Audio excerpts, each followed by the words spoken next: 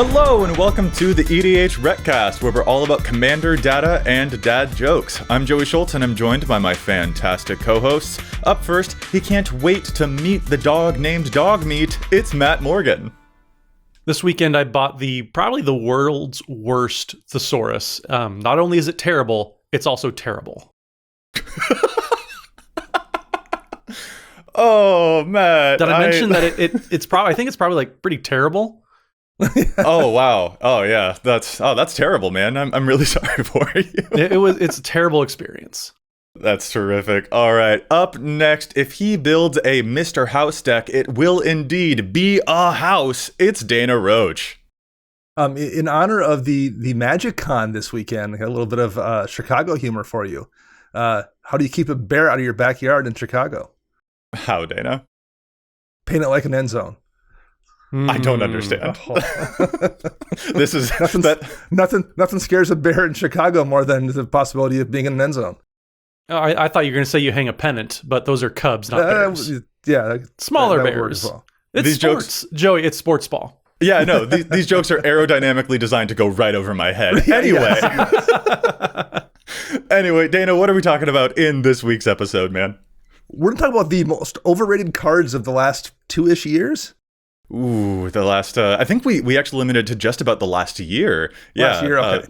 Some overrated cards, which is a big word to throw around. So I'm sure this won't be the kind of thing that feels incendiary to people at all, but it should be interesting to get into. Are these cards not quite measuring up to what people expected them to do or what we expected them to do? It'll be interesting. We'll see how often Matt calls them terrible.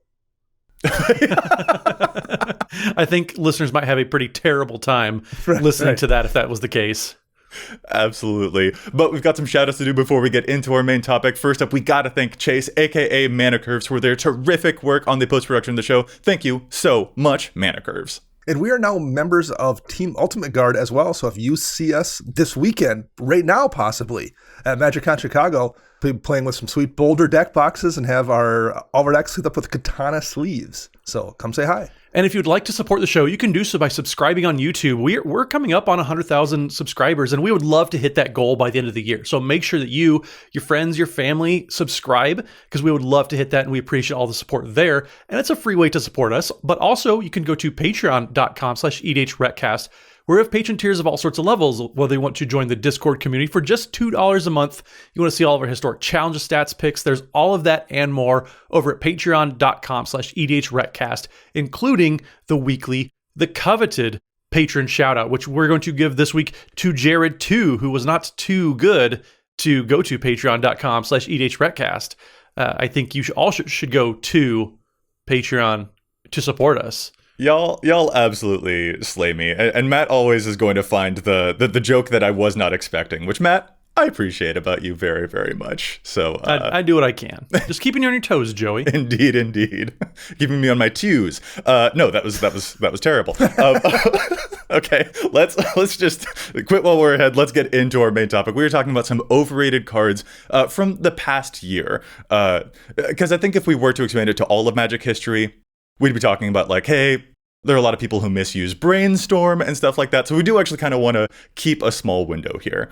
And I hope it's okay with you guys if I start us off with the card Everybody Lives, which I think I'm not alone in having put this card forward as an overrated card from the past year. I think that one of you guys also felt the same way. It was definitely one of the ones that I was debating putting on the list for sure. See, like, I'm just now looking at this card because I missed pretty much everything about the Doctor Who sets. There's a few cards that I have seen, but also looking at this, it's, okay, you can't lose the game, Angel's Grace type of effect on there, but I also see the price tag, and I don't think it's that good. That's really it. Is a lot of the cards that I tried to err on the side of are like, are these worth their price tag? And that's kind of where overrated comes into the discussion for me. Everybody Lives is the 2-mana instant. All creatures gain hexproof and indestructible until end of turn. Players gain hexproof until end of turn. Players can't lose life this turn, and players can't lose the game or win the game this turn. It's currently showing up in 12,000 decks. That's 3% of decks that are eligible to play it. It's a, fairly new card. The top commanders for it are certainly going to be like a lot of the Doctor Who commanders, and even some group hug things as well, which is cool, but I think a lot of people expected this card to be Teferi's Protection, and And it's really not. It's really, really not. Like, even when you cast this card to protect from like a board wipe, for instance, you are saving other people's stuff in a way that Heroic Intervention and Teferi's Protection make things one-sided. And so a lot of the use cases for this card have felt very disappointing in comparison to what we know spells like this can usually do. So that's why I'm putting it forward as a little overrated. And to me, I wouldn't pay 15 or 17 or however many dollars it is to go and get this one. Yeah, part of the power that comes with Teferi's Protection is that it allows your stuff to dodge whatever else is going on, but still there's 3 other players that are going to be affected by it. And so protecting your board versus protecting everyone's board and kind of freezing the game in time for a moment, that's where I think a lot of the power really comes from with Teferi's Protection type of cards, because it's only saving your stuff to then come back on there. Even cards like Cyclonic Rift, it's getting rid of everybody else's stuff, but your stuff is still untouched. Yeah, it's not a bad card at all. I like it, and I actually think it's kind of a clever design. Yeah. But the reason it's overrated is it's not Teferi's Protection. It's not that kind of card that's useful in a dozen different situations in every deck that's able to run white. And from a design perspective, maybe that's a good thing. I don't think we need cards that are silver bullets and that are automatically and an auto included in every single deck. So I maybe like this design more than Teferi's Protection. Yeah. But the reality is, if you are looking at this like a second copy of Teferi's Protection, it's not that. It's a much narrower card that does much narrower things, and it's important to remember that when you include it, and based on its inclusion numbers in decks so far, I don't think people are aware of how much more limited it is than Teferi's Protection. Yeah, like it scuppers Athas's Oracle, and that's very, very funny, but that's a very narrow use case. To me, the thing that I found most effective with it is it giving your stuff hexproof when someone's trying to single target removal. But like, I don't know, two mana for that effect. I'm like, I don't know. It's also a very, very crowded field too. The Exactly. 1 mana save one of your things. Like you have Tyvar's Stand, which I don't think Tyvar's Stand is nearly as great, just because, like I said, it's a crowded field.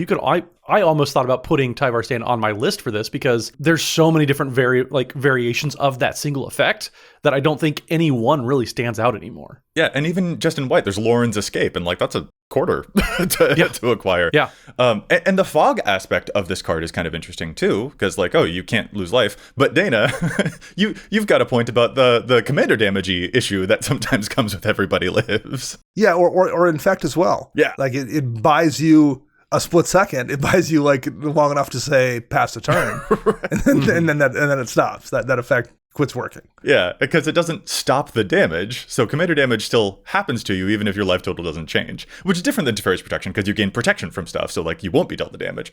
But like, yeah, it's just a very funny, like, there are all these little use cases that make this card not as great as we all hoped it would be, maybe. In the last note I will make about it is I'm someone who runs Blacksmith Skill in a couple decks. That's a single white mana instant that gives a creature indestructible and hexproof. And it buffs an artifact creature. That's really relevant. One of the things I've been looking at since this card was released is like, I wonder, do I want to upgrade to Everybody Lives? So whenever I had a Blacksmith Skill in hand and wound up using it, I thought to myself, okay, would I prefer Everybody Lives here?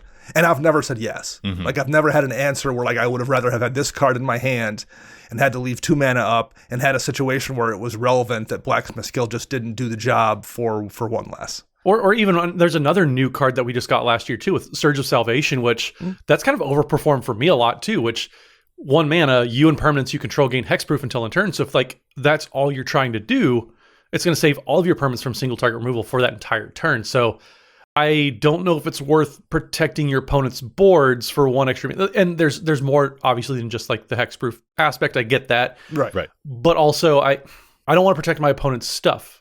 Yeah. Either. That's my big drawback. Yeah. Now that we've seen so many cards that can protect you, just you, having something that goes everywhere, you do have to find a lot more specific cases for it than maybe it first appeared. And so that's why that, combined with the higher price tag, makes me be like, I think I'm going to put this as an overrated one. But that was one of mine. Matt, how about one of yours? So one of mine, it's a card that I feel it's probably just bad for the power levels that I play at, especially when with you guys. You're going to my local game store, and it's CEDH where this card really shines. But I just we all know that I don't think Monologue Tax is a great card.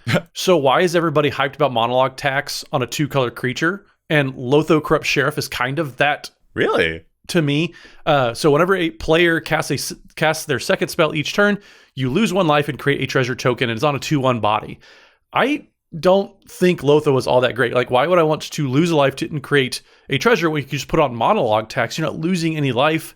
To see Lotho in as many decks as it's in, I mean, it's in 45,000, decks. And that's 11% of eligible decks. I don't think that Lotho is near that powerful that it should be showing up in this many numbers. Interesting. Now, there is an important distinction between Monologue Tax and Lotho, which is that Monologue Tax only counts your opponents, whereas Lotho says any player casting their second spell. So if you cast Lotho and then something else, like, you do get an immediate benefit from it. So to me, there is that difference, which helps a lot. But in your experience, has this card not produced a lot of treasures for you? It's not produced a lot of treasures for me, and maybe it's just because, like I said, the power level that you play it at, if you're playing at the CEDH levels where literally everyone is playing 2 spells per turn every turn, then yeah, there might be a huge payoff there, but I don't think losing a life to get a treasure is all that valuable to me, honestly. I could be completely far off, but I just don't think Lotho, especially for the price tag on the card, that's where I'm just kind of very concerned, because for a while there, it was a pretty pricey card. It's dropped down a little bit, but man, I've never been terribly impressed with this, even when I've seen it on the battlefield. Dana, what do you think about losing life to get things? Well, that's biased. I'm all for it.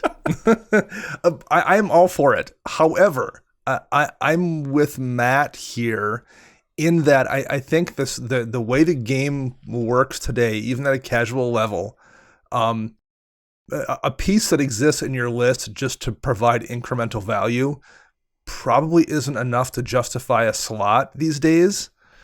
And that's what this is. And it's not even, for the most part, like it's a creature type that's relevant necessarily. And you're like, well, I'm running this Thassa's Oracle. If you're not playing the combo, isn't that amazing of a card? But maybe if you're playing a Merfolk Kindred deck, well, it's maybe good enough just to get the ETB trigger or something, even if you're not like doing the abusive thing with it.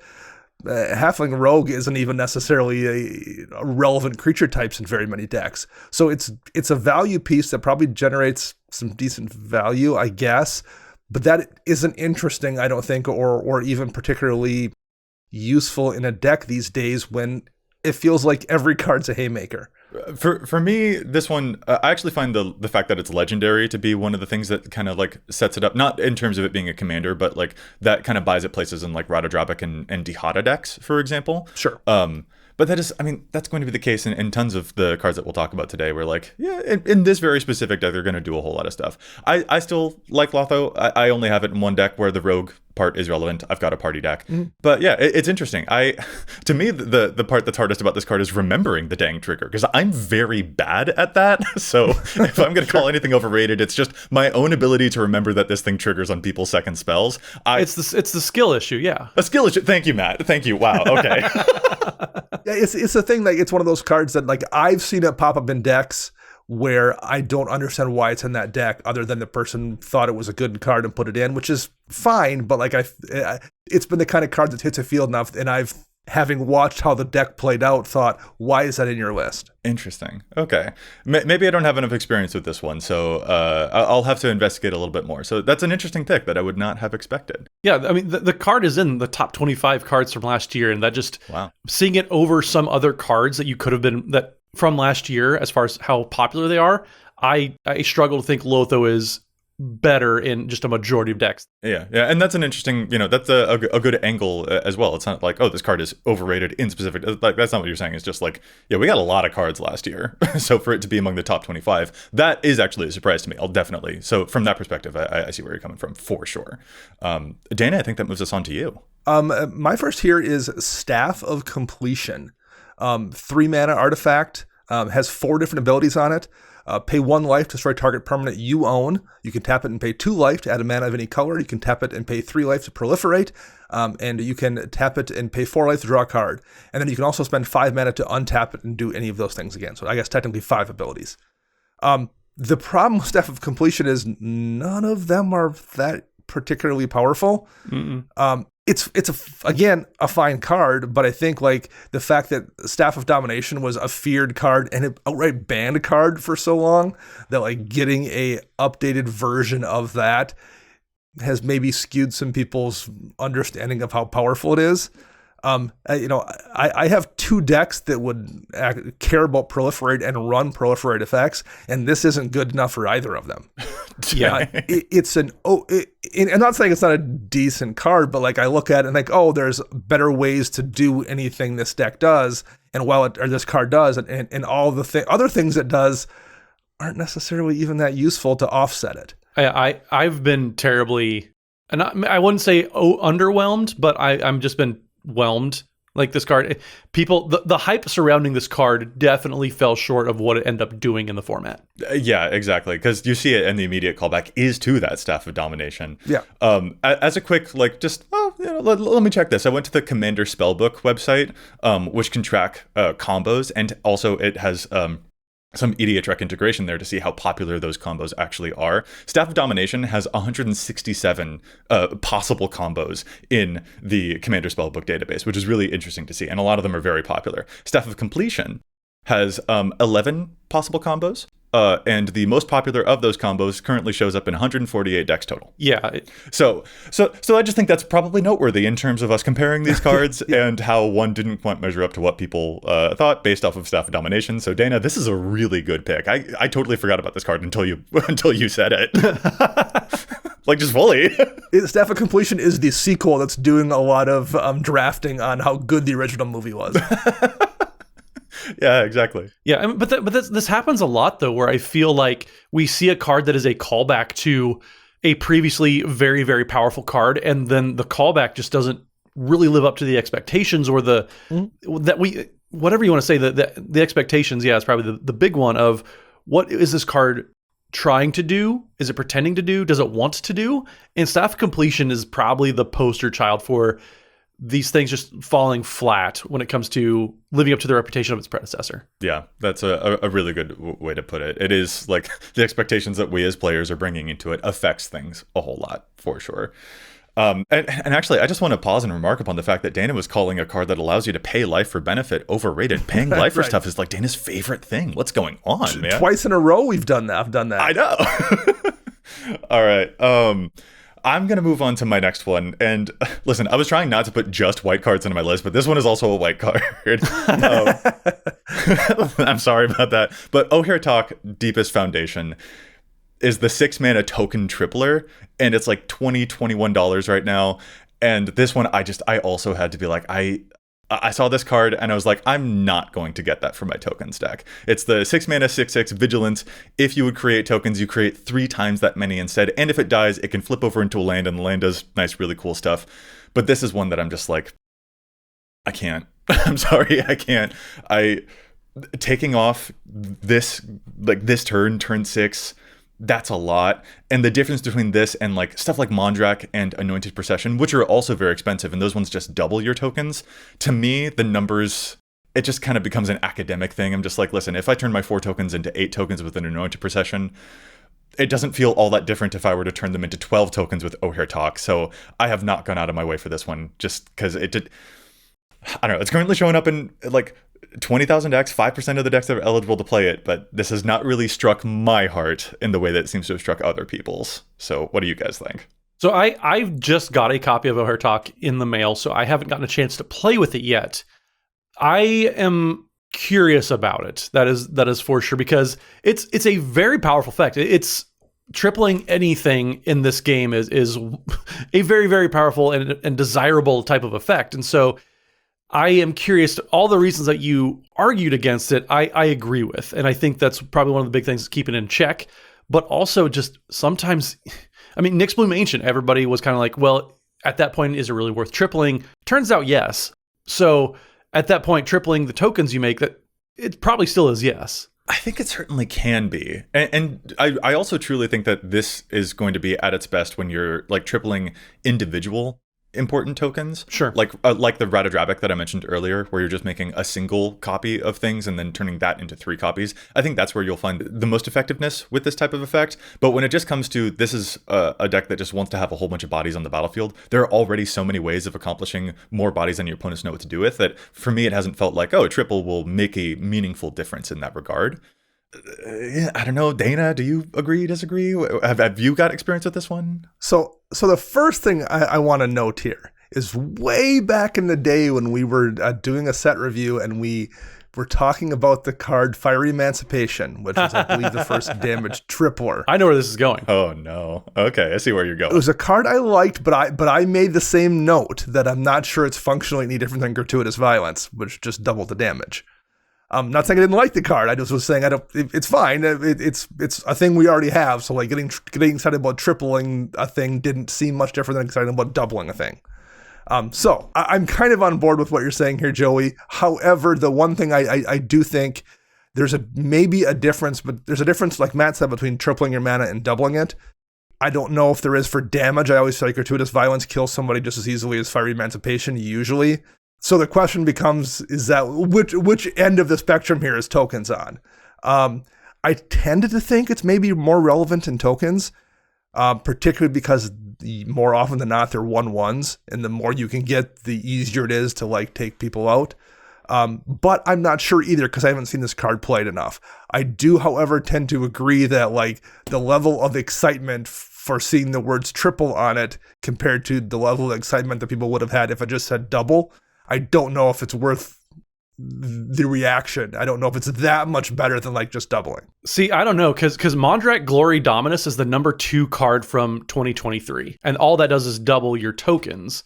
So and there's a huge difference. I know like doubling, it's still powerful, but like there's a huge difference between I'll do a thing and make 3 tokens and I'll do a thing and make 9 tokens. That is a massive difference. And even then, I would say exponentially better than just 3 to 6, just in the terms of the impact it makes on a game. So I really want to get this card into play and get a better idea, because I think either, Joey, you're going to be super right or you're going to be super wrong. And I don't know which it is quite yet. Well, the other thing, too, is that there's a massive difference between like something like Mondrak that you play at turn 4 versus something like Overrated that you play for 6 mana. Like 4 mana versus 6 mana is a very different creature to me. And Mondrak even having the ability to make itself indestructible has also been very relevant. And even just like it's got its own little sacrifice outlet effect, I've been very impressed by as well. But like, yeah, this is a card that like, if you're using it, I bet it can have huge payoffs for you. But there have been enough times where I'm like, I don't know if I need this in play, because there are even times when I'm playing in game where I'm just like, I don't have a turn to play a Doubling Season right now. And Doubling Season's a great card, but I could also like see cases where it's kind of overrated. To get back to the Fire Emancipation thing though, Dana, I am going to still push back on you on that one. Because to me, here's another difference with the creation of tokens versus what Fire Emancipation does. Like creating, like you play Overtalk and then it needs to stay alive, and then you can create something, and then you'll get your payoff, and then those tokens will be able to attack on a later turn, I guess. Fire Emancipation takes your board that is already full, you play it, and then surprise, this is a lot more lethal than you thought it was. Those are 2 different stages of tempo that I think are relevant for the conversation when it comes to what we're tripling. But Joey, I think also that same argument applies the other way to Overtalk too, though, because you could have, say, a token generating engine on board already, and then you drop Overtalk, and then that just pushes it overboard because you're able to do it without needing to invest mana necessarily. And so I think that argument applies both ways. Not that it's an incorrect argument. I just think that it goes towards both of these cards. Okay, yeah. Yeah, I think in a lot of there are plenty of tokens decks that are going to do that. Like your Bernards and your Myral Shield of Argives are going to be like already set up to help you. And maybe that's a good distinction to point out, is like, is the deck ready to have this be a surprise? Uthari could be potentially another one of those. And so you have to create those scenarios as opposed to okay. So that does make sense. And so a lot of the decks, the ways that I'm using tokens, do not have those already built-in engines, and it's much more like I have to keep my Anointed Procession style card alive until the next turn where I can get the payoff. So that's a good tempo distinction. Which is curious because I think in your Thalisse deck, this would be an absolute just monster, because it triples the tokens you make, and then at the end of the turn, it triples those tokens that you make, which is already tripled. That's where I think that's kind of the situation where Overtalk really gets out of hand. Well, yes, but what I'm saying is that if I've already used the least to make 10 bodies in play, I might be able to kill you next turn regardless. So I don't know if I need to have 30 or however many. Would you be better served at that point running like a clever concealment or some way to save your stuff from a board wipe versus like turning a kill into overkill? Yeah, that's where the numbers start to feel a little bit academic to me, and that's why this card is so interesting to talk about. And I think that there are cases where it might be a bit of a distraction to take that turn off. And again, it being an expensive card means that I just want to put a little caution about just like, you don't feel like you need to go get this one. But Matt, now that you do have this one, I'm curious to see how it works for you compared to how it would work for me. Well, I mean, hopefully I get a chance to report back in on it because I've been trying to report on Last March of the Ents for a year now, and I still haven't gotten to. So hopefully it doesn't turn to that type of situation either. We're in Chicago right now as this episode comes out. So Matt, I hope that you're playing some games with listeners and that you get the chance. You get the chance to cast it and resolve it. All I want to do is resolve this card. That's amazing. All right, we've got a lot of other examples that we want to get to, and not all of my picks for overrated cards are white cards, I promise. But we do also have to take a quick break for Challenge the Stats, one of our favorite segments here on the show because there's so much data on EDHREC that we don't always agree with. So we'll take a quick break and come right back with that. So apparently, on average, it takes about 30 days for a person to break their New Year's resolution. That means if saving money was on your list for the year 2024, your odds aren't looking great. Consider this your reminder to re-examine your New Year's resolution. And consider also that if you want to save money this year, I think you should check out Mint Mobile, because they have wireless plans starting at just $15 a month. That's unlimited talk, text, and data for just $15 a month. You can choose from 3, 6, or 12-month plans and say goodbye to monthly phone bills, and they give you the best rate whether you're buying for one or a family. And here's something I love. At Mint, families start at 2 lines. To get your new wireless plan for just $15 a month and get the plan shipped to your door for free, go to mintmobile.com/EDH. That's mintmobile.com/EDH. Cut your wireless bill to $15 a month at mintmobile.com/EDH. Additional taxes, fees, and restrictions apply. See Mint Mobile for details. This show is sponsored by BetterHelp. A common misconception about relationships is they have to be easy to be right. But sometimes the best ones happen when both people put in the work to make them great. Therapy can be a place to work through the challenges you face in all your relationships, whether with friends, with work, your significant other, or really anyone. Personally, I've always struggled to maintain a healthy work-life balance. Juggling a full-time job, a family, and content creation doesn't really leave a lot of time for me, and therapy's been very helpful in learning positive coping skills and how to set boundaries. It empowers you to be the best version of yourself. And it's not just for those who've experienced major trauma, it's a really useful tool to help you get the most from your life. If you're thinking of starting therapy, give BetterHelp a try. It's entirely online and designed to be convenient, flexible, and suited to your schedule. Just fill out a brief questionnaire to get matched with a licensed therapist and switch therapists anytime for no additional charge. Become your own soulmate, whether you're looking for one or not. Visit betterhelp.com/EDH today to get 10% off your first month. That's BetterHelp, HELP.com/EDH. My challenge this week is for a card called Spectacular Showdown. It's a sorcery for 1 and a red, and it says put a double strike counter on target creature, then goad each creature that had a double strike counter put on it this way.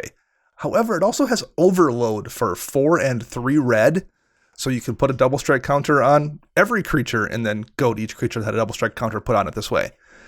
I think that's genuinely just a really good card. How many people are going to survive, first of all, you swinging out double strike stuff if you cast it first main phase, and then everyone else smashing one another with double strike stuff? It's just going to wreck most people. However, there's always the concern that like somehow it makes it back around and everyone now has creatures with double strike counters on them, and they're going to set their sights on you. I, however, ran into this card the other night in a Pramicon Sky Rampart deck. Is a 3-color commander, blue, red, and white. For a legendary creature wall, it has flying and defender, and when it enters the battlefield, you choose left or right, and each player may only attack the nearest opponent in the chosen direction, and they can only attack planeswalkers that way as well. A commander that kind of eliminates any risk or downside to putting a bunch of double strike counters on your opponent's creatures. as just happened recently in the game I was playing against, the Primacon player picked the person who could attack him as someone who had one small body in play, so the double strike counter was irrelevant, and everyone else beat each other up because they had really no choice. Great card and probably just should generally see more play, but if you're playing Primacon, it should be in more than 6% of lists for sure. I love Spectacular Showdown. So it's spectacular indeed. Every time I've seen it cast, someone dies. Yeah. Like this card just straight up someone's losing, and it's gonna happen soon. So yeah, a really cool card, really cool pick. All right, I've got our listener submitted challenge the stats this week, and this one comes to us from our Discord patron Levi, who wants to talk about Ishin Two Heavens as one decks and the card Rayu Storm's Edge in those decks.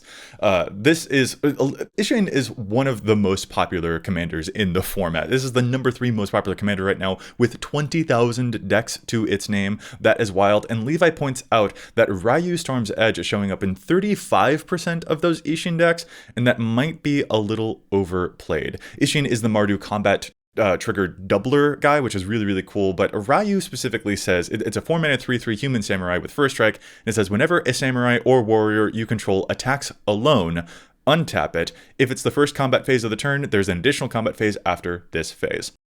Initially, this looked really cool, and Levi actually points out that they were using it in their Ishin decks for a good long while, but every time they saw Rayu in play, they were pretty disappointed by it. It didn't feel all that great, especially because the way that Rayu is worded, you're only going to untap once. Like, this is only triggering off of either Rayu or Ishin attacking alone, so you're not getting any of the combat triggers from any of your other creatures, and you actually don't get the benefits of the extra combat phase additional trigger because that untap effect only happens one time.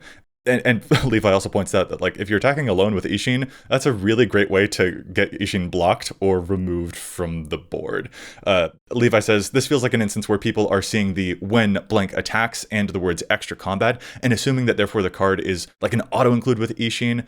But it doesn't actually feel all that possible to use this ability in a way that feels meaningful. So, Levi, I've absolutely got to co-sign with you on this. 35% for Rayu Storm's Edge in Ishin decks. I also agree that that's too high. This is a card that I would totally cut from the deck too to make room for other cool combat damage triggers. Thank you so much for this challenge. Well, I'll step up next then. And so my card is one that I kind of missed when everything was going through preview season. So Doctor Who, like I said earlier, I didn't really pay that much attention to. It wasn't really my kind of set. But as I'm digging through and finding new cards, one really stuck out to me. And then Joey you reinforced it as we were talking before the show. And the card Reverse the Polarity is a card that I'm kind of shocked with all the cool cards that we've seen in the past year or so. This one hasn't gotten more attention. So Reverse the Polarity is 1 blue that says choose one, counter all other spells, switch each creature's power and toughness until end of turn, and then the final mode is creatures can't be blocked this turn. So there's a lot going on there, and I know that Dana instantly is rolling his eyes because I said a 3-mana counterspell, but there's more to it than just that. There's a lot going on with Reverse the Polarity. If you're playing a go wide type of token deck and you would like to just get blockers through, or get blockers out of the way, I should say, Reverse the Polarity is there for that. There's a lot of just corner case, nice. It's almost like a charm, really, where there's so many just different little corner cases that this card is really going to shine. Maybe there's a counter war going on and people are getting all sorts of benefits from that. Well, it's just a good way to kind of flush your storm and close the door on all the other spells that are going on there. I just really like this. It has a lot of overlap as far as a lot of applicability with C Double, which is another card from last year that I absolutely love. So just Reverse the Polarity, if you're playing stuff, I imagine that a lot of Brutaclad, Telcor Engineer decks would love this card. I know my Ovika Enigma Goliath, but anything that just you put a lot of creatures on the battlefield and you want them to punch through, that's great. But also, you can hold the 3 mana up and just counter all these spells that are going on there.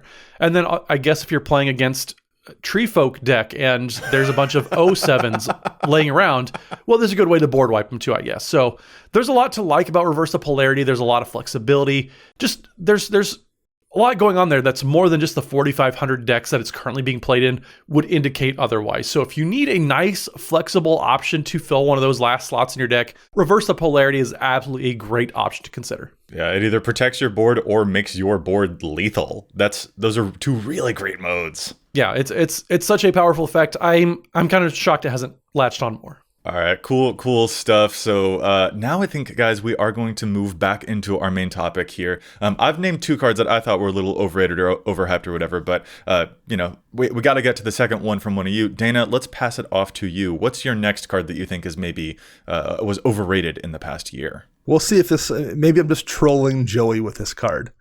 Breach the Multiverse. Seems like you're trolling me a little bit. Yeah. Really? 5 and double black sorcery. Each player mills 10 cards, and for each player, choose a creature or planeswalker card in that player's graveyard and put those cards onto the battlefield under your control. Then each creature you control becomes a Phyrexian in addition to its other types. That last line of text is largely irrelevant for the most part. So mostly it's a way to reanimate 3 creatures and or planeswalkers. This is not a bad card again, but the way that it mills 10 people's cards into their graveyard, on one hand, in theory, gives you more options to choose from in terms of reanimation.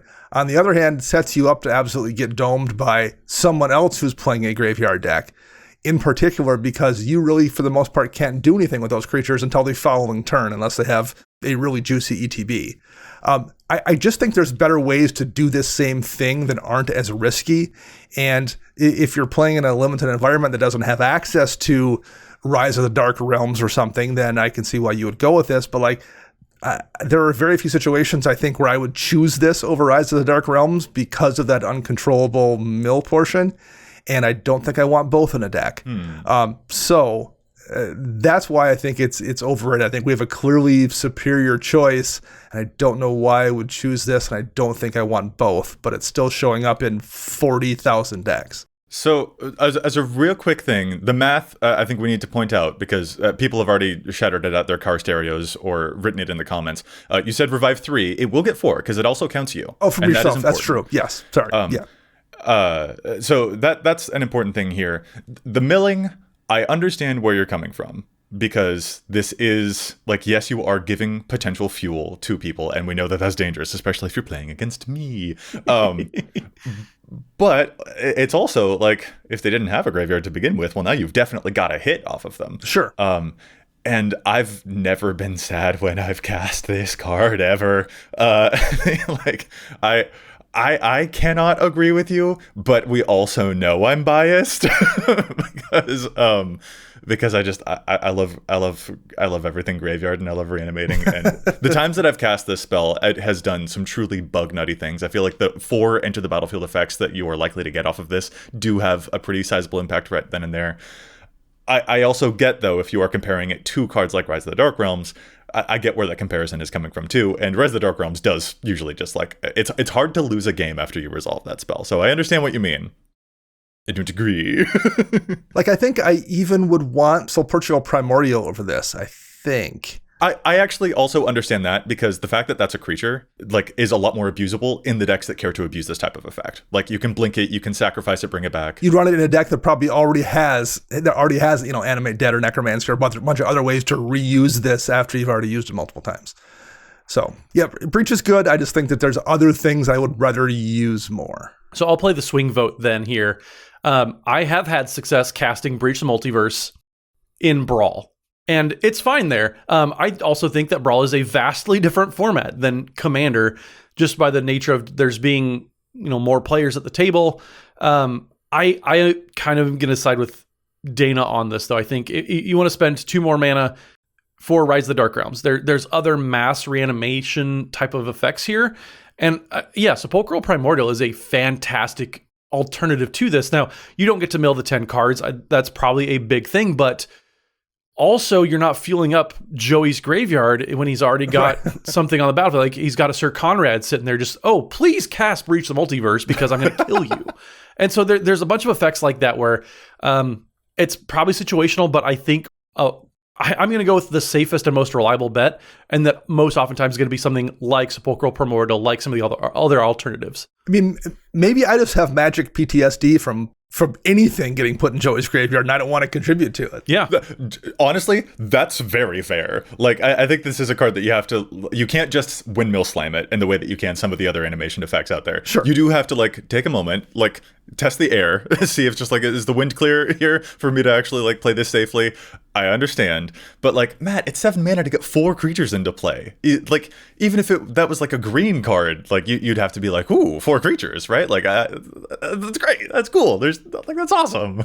With the mill effect, you're never going to whiff. There's always going to be targets, so that's definitely true. Yeah, but also there's you can play Sylvala Stampede, and you're going to get the same amount, and you can just rip into all sorts of cool stuff there too. So like, I see where you're going with why Breach would be great. I just think that there's a lot of alternatives that are just kind of competing for what I would argue is a very crowded space in this type of effect. All right, well, Dana, I have to disagree with you, but I understand your caution, and being a cautious player has helped you out many a time. So I understand where you're coming from, but I am going to play this in so many decks regardless. Because also, like, calling a card overrated when it just makes me giggle this much. Like, if a card makes me laugh, I don't care. Like, there's also that aspect to it as well. I can't argue with that. Yeah. All right, Matt, how about you? What's your next one? Well, let's give Joey a break. I'm still going to challenge a black card, though, so like we're not really going to give Joey a break. Oh, no. So a card that I've seen that a bunch of people were very, very excited for, I put into a deck and I tried it out, and it was completely just not what I was expecting it to be, is Hoarding Broodlord, which is showing up in over 23,000 decks so far. And this card is fine, but paying 8 mana to like, maybe you potentially convoke it out, and you get to basically tutor up a card and exile it and play it from exile.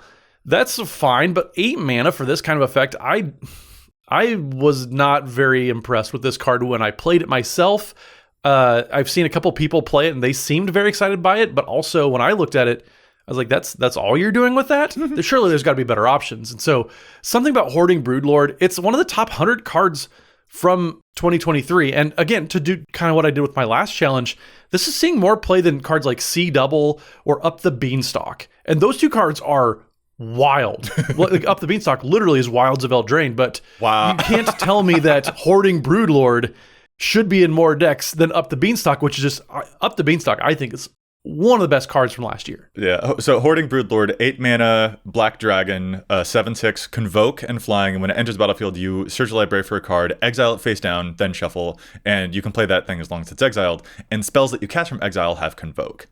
And I have to assume that like that last line is what gets people intrigued, because there are so many strategies these days that let you play stuff from exile.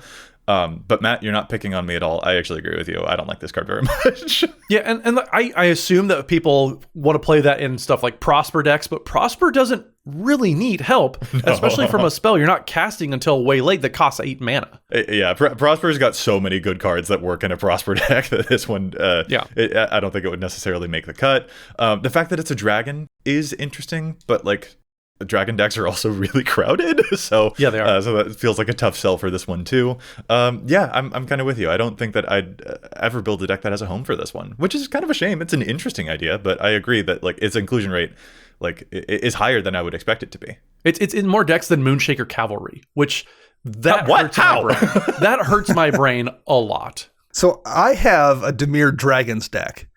And there are so few good Dimir Dragons that I'm running things like Icefall Regent and Phantasmal Dragon and Doom Breath Monstrosity. And there are so few good blue and black dragons that I just made one of those names up and you guys didn't catch it.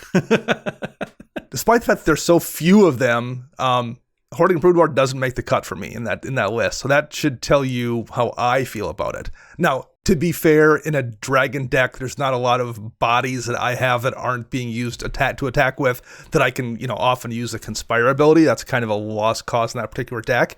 But the kind of deck that can use it probably doesn't want a dragon. It wants like something that's synergizing with zombies, say, for example. And this, I don't know if it does it. I think you'd be better off running something that does a bunch of zombie stuff than this. So it's an okay card, I think, that just doesn't necessarily fit on a dragon in the color black. Yeah, well, and plus you mentioned playing it in a dragon's deck. If you're putting out these big, like 5, 6, 7 mana spells and creatures, you probably don't want to be using them to convoke something. Yeah. You want to use those to turn them sideways and attack with them. And so you're asking the deck to do something it doesn't want to do anyways. And so maybe I'm completely off and you want to play this in a tokens deck as a payoff, but I don't think that's all that great of a payoff. I think you play Overtalk instead. Agreed. And sorry to throw that one back out there, Joey, but no, that's funny. I don't think I'm wrong either. Yeah, no, I get it. That's really funny. I like that. Man, I hate to just have like a stripe of black cards that we're all here discussing, but like I promise that my next card that I picked for this subject would not be another white card, and I actually picked a black card to try and show that I can be unbiased. I don't just love only the color black, and I worship all of the Reanimator stuff. But I guess we're talking about another black card here, which I didn't intend to happen. But I wanted to put forth Drivnod Carnage Dominus as potentially an overhyped card. I've gone back and forth on this one a lot because it's not even all that expensive. It's currently like $5 or $6 right now. And the effect is good. We've seen with cards like Teysa, who's also one of the most popular commanders out there right now, that like doubling your death triggers, that's a good effect. Drivnod is a 5-mana, 8/3 Phyrexian Horror. If a creature dying causes a triggered ability of a permanent, you control the trigger. That ability triggers an additional time. You can also pay 2 Phyrexian black mana, exile 3 creature cards from your graveyard, and give it an indestructible counter. This one is showing up in 42,000 decks, 3% of decks that are eligible to play it, which is a high inclusion rate, all things considered. And it's doing that Teysa Karlov effect, doubling your death triggers. This one has felt very odd to me, though. I've tried to play it in a lot of stuff. Like, I put this into my Conrad deck stat because I was like, oh man, doubling Conrad's death triggers, that's going to be awesome.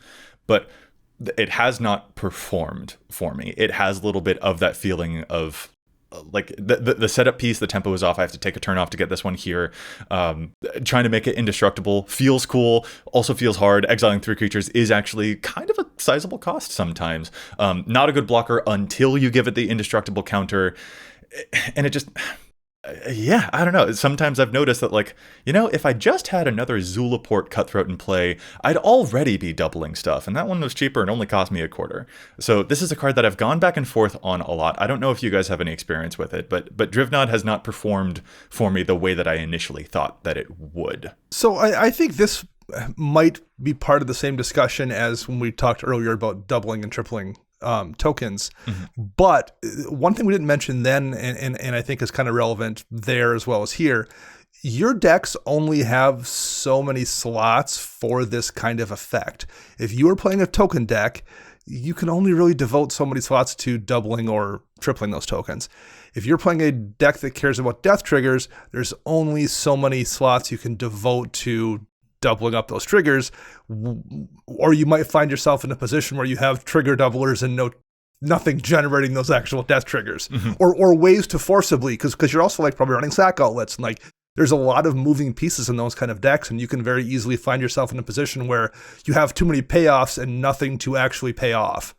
I think that's something we've seen with like the red damage doublers. We've gotten to the point where there's so many of them. You know, once upon a time, you could jam the Fiery Emancipation and Gratuitous Violence and the Insult and Injury or whatever you wanted in a single deck. Right. There's probably too many today to do that without finding yourself in a position where you have nothing to generate damage in the first place to double or triple it. Yeah. So I wonder if we aren't getting a little bit of that here, where like you run the risk, if you've put too many of these things in your deck, you can find yourself in a position where you don't have any triggers to cause in the first place. Yeah, and also too, like, to me at least, spending 5 mana on a creature that only has 3 toughness, Drivnod's kind of a terrible blocker until you pay the mana on the ability to put the indestructible counter on there too, which that you don't want to have to do that to make your blockers relevant. And so to me, that I see why people would want to play this, but also the Teysa Karlov direct comparison there.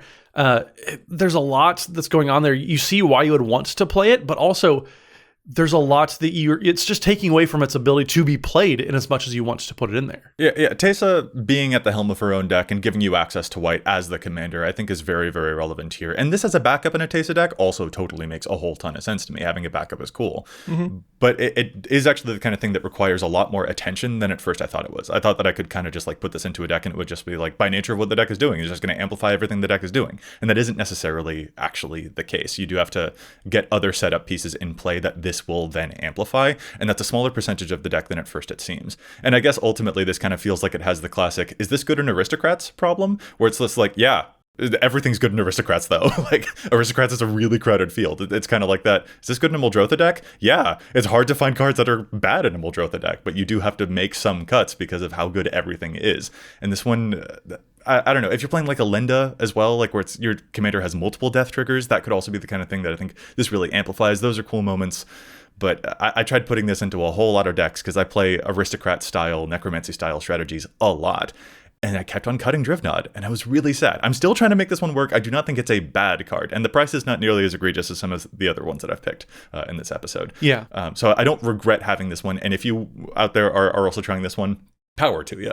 But I have found this one to occupy a much more awkward spot in my mana curve and in my decks than I expected it to when I first saw it. And that's just a thing that I wanted to put out there is like, I think I overrated this card. Yeah, well, and it's in over 42,000 decks too. So there's a lot of people that are trying to put this in there and make it work. And I don't know, to me, I also agree with your arguments against it, Joey. So I'm with you on this. And one final thing against it too, the indestructible counter that you can put on it requires you to do something that oftentimes actively hurts your strategy, which is exile 3 creatures from your graveyard. So like to actually make it a really good blocker, like you said, Matt, that is kind of fighting against what the deck is oftentimes trying to do as well. And that's, not a reason not to run it, but it's also one more thing that makes it less attractive than I think people realize. That is a bigger cost than a lot of the other Dominus kind of stuff, like Mondrak, which can just like, sacrifice stuff. I probably already wanted to do that. Like, that'll give me benefits. Right. Exiling stuff from my graveyard is a much steeper cost. You're absolutely right. Okay, that was mine, but now let's move on to one of y'all's. Dana? My last one here is a Transcendent Message. 4 blue and X. It has Convoke and draw X cards. So generally speaking, I don't like X draw spells. Their utility is almost entirely predicated on you having a ton of mana free and nothing else to use it on. And I don't think that's a good position to hope to find yourself in a game. Now, what makes Transcendent Message a little bit better is it has Convoke. So if like you are playing in a particular deck where you have a bunch of bodies out, being able to tap it to reduce that cost and still draw cards is offsets that and makes it look like it's going to be much better. But I've tried this card in a deck that's mono blue, so the 4 pips isn't a problem, that makes a bunch of creatures. My Talrand Sky Summoner deck that's very dedicated to just making Drakes as a win condition. And even there, it's really, really clunky. I find I want to be attacking with those Drakes, and even in situations where I was making multiples in a turn that I then couldn't attack with, so they were available to draw cards off Transcendent Message, I still found like very rarely did I have enough to offset the cost enough to make this better than just drawing 2 cards off Winged Words or just drawing 2 cards off Chart of Course. Like the investment of resources to make this not feel bad, even in kind of a perfect deck, very rarely felt good. And if you're not playing a perfect deck, which I don't think the 26,000 people that are running this are doing, I think it's an overrated card. Matt, I think you'd had experience with this one in was it your Ovika deck? So I didn't put it in my Ovika deck. I remember a few episodes ago, I had mentioned the color balance of everything where you're trying to cast a lot of cheap red spells. Right. And then there's also, right next to it, it's Transcendent Message, especially because you're playing cards that like you can sacrifice goblins to add red mana, but that doesn't help you cast Transcendent Message. So it's a card I think people should be mindful of because triple blue is quadruple blue. That's even more harder to do than triple blue. Yeah. Quadruple blue X it's a hard thing to pull off. And so I get why, Dana, you're saying this is a card to if you're going to put in decks, be mindful of it because absolutely the mana cost is going to be very, very hard to pull off. But I actively do not want to put this into my Ovika deck because quadruple blue in a deck that very heavily skews into red spells and a little bit of blue, I see this being kind of hard to pull off. Yeah, even if you do have enough blue creatures to pay that Convoke cost, it still has the problem of like okay, you have a big board, and here's a card that's going to get you more value. Yeah. And it is a lot if you can pull those moves off, but it does make you wish that, like, man, when I've got a big board, you know what I want? I want something like reverse the polarity that's going to make them unblockable, and then I can just snag someone that way. Like, those are the kinds of things. Like, if you've got a winning position, is this card helping you definitely win the game, or is it amplifying extra value? And I think that's kind of a pitfall that this one happens to fall into. If you are in a position to make this a good card, you're also in a position to just win the game versus drawing a bunch more cards. Probably, yeah. So co-sign with you on that one. And I'm glad that we've moved away from talking about black cards. Yay. Matt, how about your last one? Well, let's get away from dogging on black cards. Let's go back to dogging on white cards instead. So Elish Norn, the flip Elish Norn that has one side as a saga and then the front side is an actual creature. This one I see in so many decks, and I'm not terribly impressed with it. So Elish Norn, it's 2 white for a 3/5 Vigilance Phyrexian Praetor. If a source an opponent controls deals damage to you or a permanent you control, that source's controller loses 2 life unless they pay 1 mana. They can pay 2 and a white to sacrifice 3 other creatures, exile Elish Norn, return it to the battlefield as a saga that has 3 separate chapters. It's kind of slow. But anyways, the front side just... to me, it's so preventable. Yeah. 1 mana is not that huge of a deal, but it's being played in over 19,000 decks. I understand the appeal of wanting to ping your opponents back and discourage them from dealing damage to you, but a lot of times in Commander, if people are dealing damage, they're dealing lethal damage, so this triggered ability doesn't even come into play. So again, combine that with the did you pay the one type of argument, except people are going to be more willing to pay to stay alive than they are to give you a card versus like Rhystic Study, the very obvious comparison there.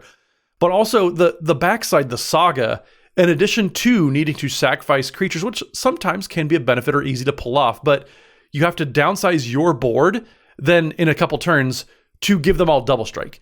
And that, to me, it's working against itself. There's a lot of things that are either they're negligible, it's too slow, or it's fighting against itself when trying to be a more effective card. I don't see why people are so high on this. In my mind, and it hurts me to say this, but like it's probably the weakest of all the Praetor cards we've ever gotten. I don't think this specific version of Elish Norn is great because the other versions of Elish Norn have been bonkers powerful. Oh yeah, like the original Elish Norn Grand Cenobite or Elish Norn Mother of Machines, doubling your blink stuff, like those cards, this is not. And it's showing up in 2% of decks that are eligible to play. It is actually a higher inclusion rate than I expected as well. This is one that I'm like, I don't know that I'd play this anywhere. I think that there's probably like, if people are playing like a strong Phyrexian theme deck, then this one's got a home there. But it doesn't strike me as a card that I'm like, oh, you know what, I can't wait to play. Yeah. That's my feeling the same way. Like I read this card and I'm like, oh, I know what deck wants to run this, but there's not 19,000 of those decks. I don't think out there that have a home that makes sense for this. And it's one of those cards. I think this is true of all the cards that we're talking about here, and that's probably why they are still in decks. None of them are ever bad. Right. Many times they're quite good. But are they better than something else you could be running in that slot? I think very rarely is that answer yes. There's almost always something that's going to be doing the thing that you're doing better and more consistently in the deck where these want to run. Well, and here's something interesting. I am actually surprised. First of all, none of us named a green card in our discussions here for overrated stuff. And I'm actually surprised because I anticipated that maybe Matt would have talked about a card that when we did a year in review for 2023, he labeled the card Delighted Halfling, the green mana dork, as an overrated card from the past year. It's showing up in 93,000 decks. It's showing up in 11% of decks that are available to play it. And it costs like $12 for this mana dork that can give you a mana of any color only for a legendary spell, and that spell can't be countered, or it can just tap for a colorless. Matt, is there a specific reason that you didn't want to touch on this one, or where's your head at with Delighted Halfling nowadays? I probably still the same. I think all my arguments still hold up, and I know a lot of listeners and the comments especially pushed back on my stance on Delighted Halfling. I think a lot of the arguments that apply to those are like to my concerns about Delighted Halfling. They're towards the top end of the power spectrum. If you're playing in that CEDH circle, then yeah, you absolutely want that uncounterable because so much of people's decks sometimes can depend on the commander being in play. And if that's the argument, then yeah, I get that.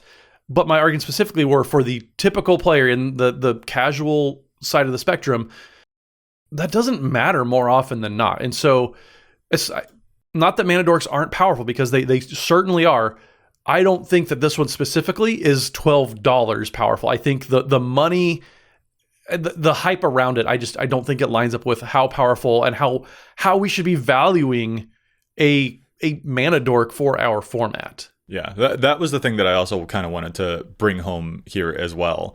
A lot of the cards that I chose, to me, it felt like a discrepancy between what the card performs as and its current price point. Exactly. Feels to me like a real situation of like where overrated actually is kind of useful, because you don't need to go out and spend $12 for this thing. If you're playing an Absent Spellgrim, if you're playing a Llanowar Elves, like 25-cent mana dorks are going to do a pretty similar enough job that you don't need to spend this much money on a card like this.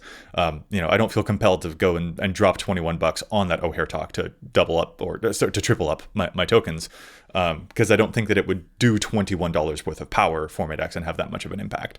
And so like, yeah, that's kind of like a final lesson for me, is like paying attention to the price and really evaluating what is worth it to you, because a lot of cards that are a quarter can accomplish a lot of the same effects that you're looking for that some of these card slots would, presuppose. And that's just a final lesson that I thought would be important to take away. I think Delighted Halfling's a good example of that. Yeah, absolutely. To continue down that kind of road, Cavern of Souls. Sure, yeah. Is a card I'm running in multiple decks, because I've had Cavern of Souls, or I've gotten them, in a draft environment or something, or whatever. The amount of times that's been relevant over just a land that makes mana, yeah. I could count on one hand in a decade, and that's probably exaggerating. I don't even know if it's been that many times where that's been relevant, where it's saved me from doing a particular thing.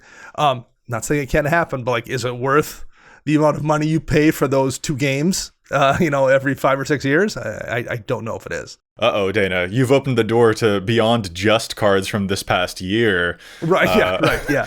All right, let's gear up. Whole new episode. All right, brainstorm. Most overrated cards from Innistrad. Go. Yeah. Watch out. Farewell. Overrated. We can name so many if we open that door. And maybe we will for a future episode. But this was an interesting way to look at the past year. Generally speaking, we loved a whole lot of cards from last year. So these were just some standouts that were like, were they as effective for us as we thought? I'm sure, very sure, that plenty of listeners have had very opposite experiences than we have with a whole lot of these cards. We would love to hear your perspectives on these and which cards you think are overrated. This really becomes one of those one person's trash is another person's treasure kind of discussions, sure. I think. So yeah, tell us your opinions. We'd really, we'd love to hear them. But if you're going to do that, you might as well like and subscribe while you're there. But with that, I think we're going to call this episode to a close. So fellas, if our listeners want to get in touch with us, where can they find you online? Matt? So you can find me on pretty much any social media platform out there. That's always the same handle, though, at Mathimus55. And don't forget, we are proud members of Team Ultimate Guard. So if you want some of the best accessories for your Magic cards, your deck boxes, your sleeves, any of that, head to Ultimate Guard for all of your deck building accessory needs. And Dana? You can find me on the interwebs at Dana Roach. I'm writing articles for EDHREC and Commander's Herald. And you can find all of us together at MagicCon Chicago, as well as at patreon.com/EDHRECast. And I'm Joey Schultz. You can find me at Joseph M. Schultz online. Most likely I'm being a fool on Instagram. And you can find the cast at EDHRECast everywhere online. Plus, if you've got a question for us, you can contact us at EDHRECast@gmail.com. Our thanks go out once again to Chase for their fantastic work in the post-production of the show. You can find them online at Mana Curves. Listeners, we'll be back at you next week with more data and insights. But until then, remember, EDHREC your deck before you wreck your deck.